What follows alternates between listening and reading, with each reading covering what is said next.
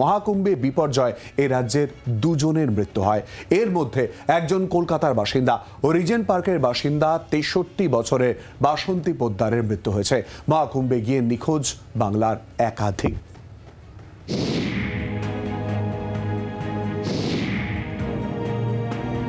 বুধবার মৌনী অমাবস্যায় উত্তরপ্রদেশের প্রয়াগরাজে ত্রিবেণী সঙ্গমে পূর্ণ স্নান করতে গিয়ে পদপিষ্ট হয়ে প্রাণ হারিয়েছেন বহু পুণ্যার্থী।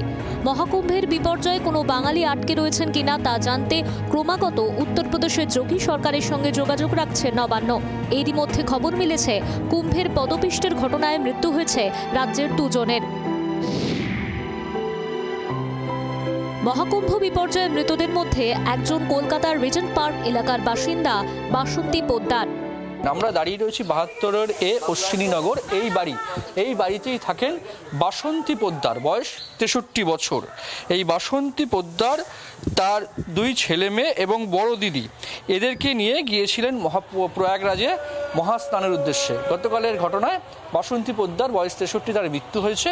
আমাদের কলকাতা পুলিশের টিম ওখানে গিয়েছে, ওদের সঙ্গে কথা বলে যা যা করণীয় আছে সেটা করা হবে।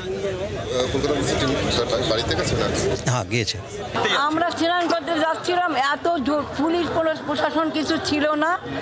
আমরা পাবলিকরা লাইন দিচ্ছে, দেওয়ার পরে আমরাও লাইন দিচ্ছি। আমাদের পরে আমরা হেঁটে যাওয়ার পরে এমন জোরে ধাক্কা দিল, সব লুচে পুজে সব পড়ে গেলাম। এই করে করে তারপরে একজন এসে আমাদের তোলার পরে আমাকে নিয়ে তারা সরে চলে গেল। আর আমার বোনেরা সবাই আর তুলতে পারে নাই, আমাকে নিয়ে তুলে গেছে। আর এই ৩ জনকে তুলে নিতে পারে নাই। তোলার পরে এদের আমার বোনের প্রাণ তখনই চলে গেছে।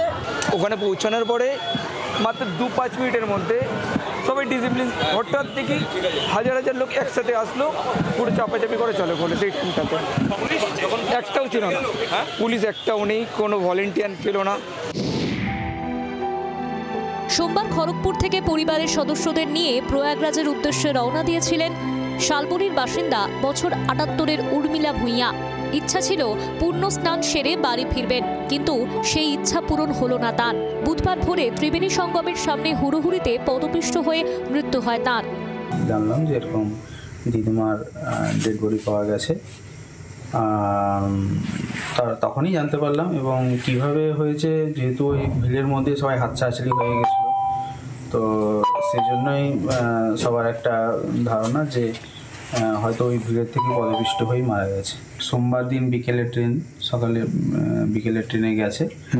মা, বাবা, মাসি, মেসো, দিদিমা, ঠাকুমা, বোন আর এক মামি। মহাকুম্ভ বিপর্যয়ের পর থেকে নিখোঁজ কাটোয়ার এক বৃদ্ধা। বছর ৭০-এর বৃদ্ধা ভারতী বালা ঘোষের খোঁজ পাওয়ার আশায় কাটোয়া থানার দ্বারস্থ হয়েছেন তার পরিবারের সদস্যরা।